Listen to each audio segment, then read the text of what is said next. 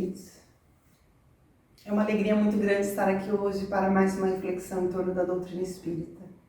E desejamos que, enquanto as nossas reflexões estiverem acontecendo, a bondade divina possa nos envolver em bênçãos de paz e de serenidade, dando-nos os recursos necessários para vitoriarmos nas circunstâncias do nosso caminho. Hoje nós vamos refletir em torno da importância do amor ao próximo. Essa lição tão linda que Jesus nos deixou quando esteve entre nós, demonstrando-nos que essa lição, quando assimilada e bem vivida, torna a nossa vida melhor. E é essa lição que a doutrina espírita também vem reforçar para nós, ajudando-nos a introduzi-la no nosso cotidiano. E para nós pensarmos na importância do amor ao próximo. Eu me lembrei de uma narrativa que foi feita pela escritora Ida Halberstam no livro Milagres de Amor e Amizade. É um acontecimento que se deu com seu pai e é muito bonito e profundo, por isso então ele servirá como ponto de partida para a nossa reflexão. Na narrativa ela vai dizer assim que o seu pai havia nascido nos anos 30 na Polônia, naqueles dias em que o clima e a convivência entre pessoas de diferentes etnias estava se tornando um clima muito difícil, porque era o clima que prenunciava a eclosão da Segunda Guerra Mundial. Judeus e cristãos viviam as suas dificuldades e naquela hora então, o seu pai havia nascido e era uma criança crescendo nesse cenário. Ele havia recebido os princípios do judaísmo, a sua família o havia criado no judaísmo, mas ele convivia muito bem com outras crianças de outras denominações religiosas também.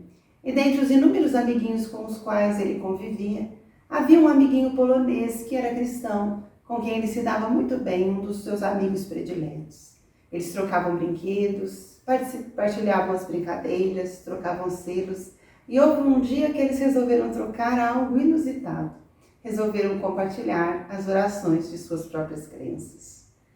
O amiguinho polonês havia proposto a ele que ele ensinasse uma oração do judaísmo, que o amigo ensinaria a ele uma oração cristã, e assim foi feito. Com a naturalidade própria da infância, a alegria própria da infância, os amigos compartilharam a prece que eles sabiam e a que eles consideravam ser a principal de sua crença. O pai dela registrou a oração como algo comum que o amigo estava ensinando para ele. Os adultos talvez não tenham visto isso com bons olhos, tenham ficado preocupados com o fato de os filhos estarem compartilhando elementos de outras crenças. Mas o fato era que o pai cresceu e quando estava com 15 anos, a guerra tinha eclodido. E naquele clima dificílimo de perseguição, em que muitos pereciam, ele se viu órfão e precisava agora sair da Europa a fim de tentar sobreviver. De posse dos documentos que ele havia conseguido para tentar fazer a viagem, ele vai então embarcar e por diversos setores por onde ele passa, os soldados nazistas, analisando a documentação, aceitam a documentação que ele estava apresentando. Mas em um dos postos, um dos oficiais, quando ele apresenta o documento, desconfia que talvez ele não fosse um cristão, fosse um judeu. E naquela hora então, o soldado vai pedir a ele que apresentasse as documentações e ele apresenta. Mas naquela hora então o soldado vai dizer para ele, mas se você está viajando e é um cristão, faz para mim uma oração que é a oração dos cristãos. E naquela hora então, ele se viu numa situação delicada, porque ele não era um cristão, ele era judeu. Mas para sobreviver ele precisaria agora fazer uma oração e ele se lembrou então daqueles dias da infância, quando o seu amiguinho havia ensinado para ele uma oração do cristianismo. E como ele tinha boa memória, naquele momento, como se viajasse no tempo, procurou reavivar na mente as palavras que ele tinha aprendido e de forma solene e segura fez a oração do cristianismo. E o soldado então liberou a fim de que ele seguisse, porque entendeu que ele era um cristão e não era um judeu. Mas naquela hora então ele segue viagem, depois de viajar por muitos lugares da Europa, vai embarcar para a Palestina. E nessa ocasião então, da Palestina vai para os Estados Unidos, onde reconstrói a própria vida, recomeça, constitui uma família. E muitos anos depois, quando ele já tinha os próprios filhos, Ele vai sempre ensinar os filhos a importância de amar o próximo, de aceitar o outro que o outro poderia nos dar, nos ensinar e de compartilhar com o outro aquilo que nós tínhamos de melhor. Porque ele se recordava que naquele dia em que ele viajava pela Europa procurando sobreviver aos horrores da guerra, a sua vida tinha sido salva, porque o seu amigo polonês, que era cristão, tinha ensinado para ele uma oração do cristianismo. Então esse espírito de tolerância, de entendimento, de aceitação do outro, foi algo que ele fez questão de ensinar e de viver nas suas relações, porque ele sabia o quanto era importante a contribuição que o outro trazia para a vida de cada um de nós. A autora não menciona a oração que foi feita por ele, mas nós podemos supor que talvez fosse a oração de Pai Nosso. Essa oração tão linda que Jesus nos ensinou para demonstrar o caminho que nós podíamos utilizar para nos relacionarmos com Deus, o nosso Pai de amor. Na fala de Jesus, Deus sempre é apresentado como um Pai amoroso e bom, acessível, que nos escuta, que nos ajuda, que nos ama e que disponibiliza para nós os recursos para uma vida melhor. Tamanha a importância dessa oração que nós diariamente podemos reabastecer os combustíveis da nossa fé com os recursos que chegam para nós através do mundo maior. Mas além da importância desse compartilhamento, dessa generosidade que a lição nos fala e nos traz, fica também para nós a oportunidade de refletirmos na importância de amar o nosso próximo. Jesus, quando esteve entre nós, fez questão de nos lembrar que essa era talvez a lição mais importante, porque se nós soubéssemos doar ao outro aquilo que nós queríamos receber, nós sempre faríamos o melhor. Tentaríamos aparar as arestas do caminho, superar as dificuldades, encontrar melhores condições para a nossa vida. Nosso próximo receberia de nós a excelência das nossas conquistas e nós seríamos alvo da atenção e do carinho do nosso próximo. A lição do amor ao próximo apareceu na fala de Jesus de tantas maneiras, mas o mais impressionante é que essa lição apareceu na sua vivência e foi graças a elas que os cristãos que o viram naqueles primeiros dias agir de modo tão amoroso e tão bom, tornaram-se também pessoas amorosas e boas, e os seus exemplos foram sendo passados de geração a geração para chegar até cada um de nós.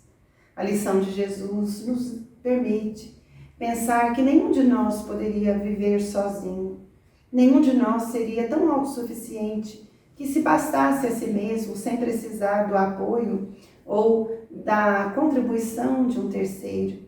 Mas com Jesus nós aprendemos que por mais que tenhamos conquistas, por mais que tenhamos sabedoria ou entendimento nisso ou naquele sentido, nós sempre em algum momento vamos precisar da cooperação de alguém. Como poderemos e deveremos colocar a nossa contribuição a serviço da vida? Porque é nessa troca de experiências que nós crescemos. Um auxilia o outro, um aprende com o outro, um ajuda o outro. Por isso, nós sempre vamos ganhar muito se trabalharmos os nossos valores e as nossas emoções para ser cada dia pessoas melhores, que contribuem com a vida, que dão à vida a sua parcela de contribuição e de respeito. Por isso os discípulos que com ele conviveram, quando Jesus partiu para a vida maior, continuaram a tarefa de acolher aqueles que vinham de longe, não se importando onde eles tinham nascido, que designação religiosa eles professavam, ou que condição financeira eles possuíam, eles eram acolhidos como irmãos. O benfeitor espiritual Emmanuel, quando vai narrar o livro Paulo Estevão para nós, narra para nós a história daquele cristão decidido, autêntico e generoso dos primeiros dias do cristianismo, que foi Estevão. E o primeiro encontro de Estevão com o núcleo cristão é uma narrativa muito bonita que no livro Paulo Estevão, Emmanuel fala para nós que quando ele chega ao núcleo cristão para procurar ajuda, ele não conhecia Jesus, nem sabia quem era Jesus. Tem que os cristãos continuavam a tarefa de amar. Jesus tinha sido crucificado há pouco tempo, mas quando ele chega para recorrer à ajuda daquele núcleo, a pessoa que o atende faz para ele uma pergunta e diz assim: de onde vem, irmão? E naquela hora a palavra irmão toca o seu coração, porque era um título, uma designação somente concedida naquela vivência familiar.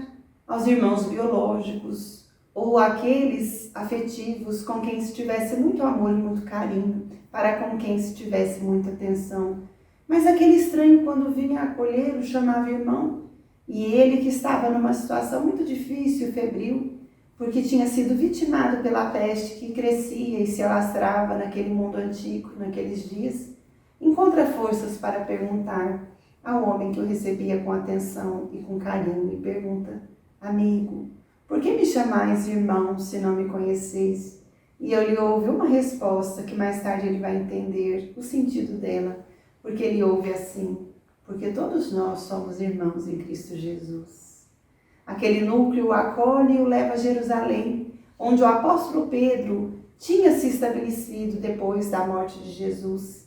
E ali, na estrada entre Jerusalém e Jope, Pedro desenvolvia um trabalho muito bonito de apoio, de auxílio para os sofredores ou os necessitados.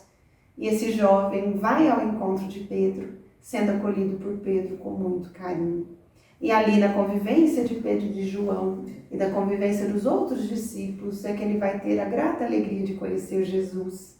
E é então que ele pergunta um dia para Pedro de onde vinha aquela inspiração tão generosa, porque ele via Pedro, João, os outros discípulos, tratando os enfermos como se fossem os seus melhores afetos ou os maiores afetos, acolhendo, tratando, cuidando, zelando com tanto carinho. Quem é que inspirava aquele movimento amoroso, generoso e fraterno? E é ali que Pedro apresenta para ele a figura de Jesus. E ele vai ficar fascinado pelo Cristo, tocado pela proposta do amor, e se torna um cristão naqueles dias. Um dos cristãos mais dedicados, logo nos primeiros dias da crucificação, depois da crucificação de Jesus. Mas essa passagem é em que ele se sente sensibilizado pelo fato de ter sido acolhido com carinho e por ter visto que os discípulos do Cristo eram corações amorosos, é que nos chama a atenção. Quanto faz diferença na nossa vida quando alguém nos acolhe, nos entende, nos aceita, divide conosco aquilo que tem de bom, seja no campo das ideias, seja no campo das propostas, ou de forma concreta em alguma ação, de forma caridosa ou gentil. A nossa vida sempre se enriquece quando nós somos alvo do carinho dos outros. Imaginemos o quanto a vida dos outros ganhará em sentido, beleza e alegria, se nós soubermos dividir aquilo que nós temos de bom. A lição que Jesus deixou para nós foi a de que nós amássemos a Deus acima de todas as coisas, porque Deus é nosso Pai amoroso e bom, que zela por nós e cuida da nossa vida. Mas foi também a lição de que nós amássemos o nosso próximo, porque sem o próximo ninguém pode viver. A sós, sem o apoio, sem o amparo ou sem essa troca de experiências, todos nós ficaríamos com grandes dificuldades de realizar o progresso. Então o nosso progresso passa pela convivência com o nosso próximo. Então que o nosso esforço diário seja sempre o esforço de entender, de partilhar, de dividir, de conviver de forma satisfatória com os nossos irmãos, não importando se eles estão no mesmo núcleo religioso que nós, ou se são de outras cidades, ou de outros países, ou de outros grupos culturais. O que importa para cada um de nós é que o nosso próximo deve ser visto sempre como nosso irmão. Foi assim que naquele dia, a vivência do pai da Escritura demonstrava que, graças ao bom sentimento que ele tinha, ele convivia bem com o seu próximo e sabia recolher e acolher aquilo que chegava para ele. E foi essa lição que ele transmitiu a todos, a de que nós sempre vamos ganhar muito se soubermos viver bem com o nosso próximo.